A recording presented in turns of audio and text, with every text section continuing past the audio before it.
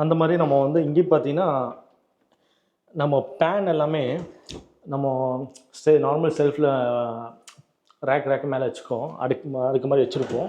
இங்கே நம்ம pan hang பண்ணுற மாதிரி ப்ரொவிஷன் கொடுத்துருக்கோம்.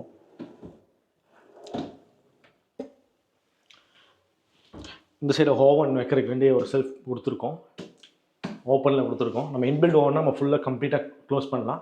நார்மல் ஓவன்னா நம்ம ஓப்பன் வேணும், டோர் மோஸ்ட்டாக டோர் வைக்கக்கூடாதுங்க. ஏன் அப்படின்னா அந்த ஹீட்டு ப்ரொடியூஸ் ஆகும்போது அந்த கேப் வரணும், வென்டிலேஷன் கொடுக்கணும், இல்லைன்னா அது ரெண்டுமே பாதிக்கும்.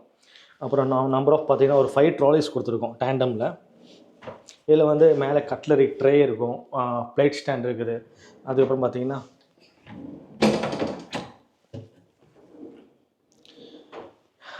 பார்ட்டிஷன்ஸ் இருக்குது.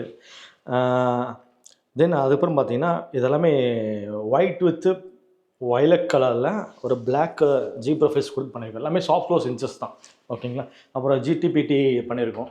ஜிடிபிடினா நம்ம வெசல்ஸ் வாஷ் பண்ணிவிட்டு பிளேட்ஸ் எல்லாமே அப்போவே நம்ம வச்சோம்னா ட்ரைன் ஆகும். வாட்டரை ட்ரைன் ஆகும்போது நம்ம இதை எடுத்து நம்ம ரிமூவ் பண்ணிவிட்டு தண்ணியோடு பண்ணலாம். பட் இது கொஞ்சம் கேர்ஃபுல்லாக தான் பண்ணணும், ஏன்னா கரெக்டாக எடுத்து கரெக்டாக ஃபிட் பண்ணணுங்க.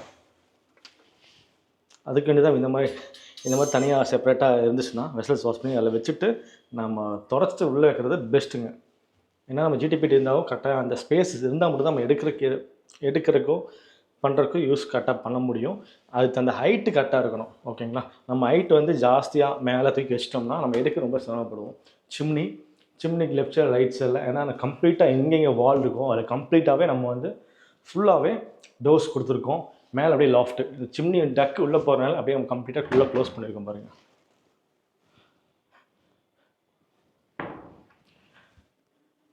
நம்ம ஸ்டோர் ரூம் பார்க்கலாம்.